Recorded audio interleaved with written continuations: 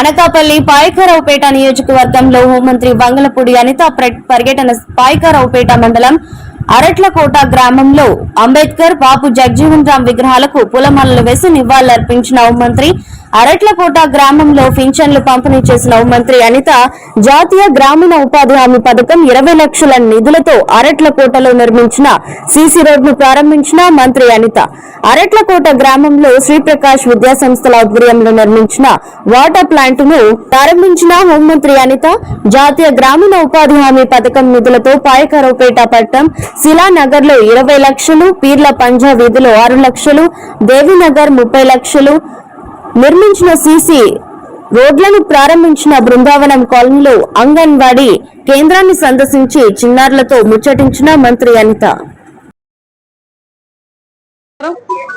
ఈరోజు ఉగాది ఉత్సవాల్లో భాగంగా నియోజకవర్గాల్లోని మాక్సిమం ఎక్కడ డెవలపింగ్ యాక్టివిటీస్ ఉన్నాయో అవన్నీ కూడా ఓపెన్ చేసుకునే కార్యక్రమానికి రాష్ట్ర ప్రభుత్వం శ్రీకారం చుట్టింది. గౌరవ సీఎం గారు చంద్రబాబు నాయుడు గారి ఆధ్వర్యంలో, అదేవిధంగా మన నారా లోకేష్ గారి ఆధ్వర్యంలో, ముఖ్యంగా పవన్ కళ్యాణ్ గారి సారథ్యంలో ఈ రోజు గ్రామాలకి ఒక వెలుగు వచ్చిందని చెప్పాలి.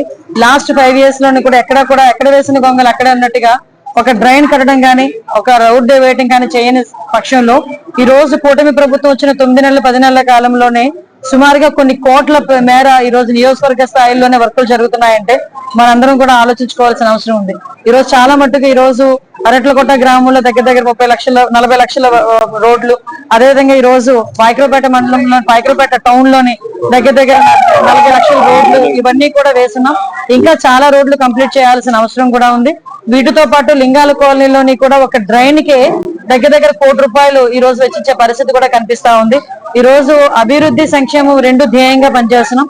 ఈ రోజు గ్రామంలోకి వెళ్లేసరికి చాలా మంది లేడీస్ కూడా ముందుకొచ్చి వాళ్ళకి ఏదైతే ఈ లాస్ట్ 5 సంవత్సరాల్లో కనీసం మిషన్ కి సంబంధించి కుట్టు మిషన్లకి సంబంధించి ట్రైనింగ్ సెంటర్ కూడా లేకపోవడం, వాళ్ళు నిజంగా చాలా బాధపడి ఈ రోజు మళ్ళా పెడుతున్నందుకు దానికి గురించి కూడా వాళ్ళందరూ కూడా మా అందరికీ కూడా కృతజ్ఞతలు తెలియజేసుకోవడం అయింది.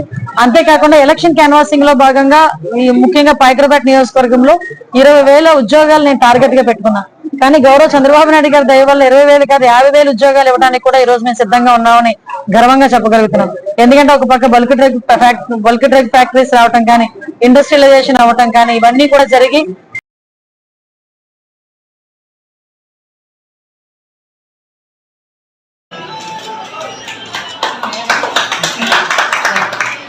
అలాగే ఈ గ్రామం నుంచి నాకంటూ సొంతంగా నాకు ఏది అవసరం లేదమ్మా. మీరు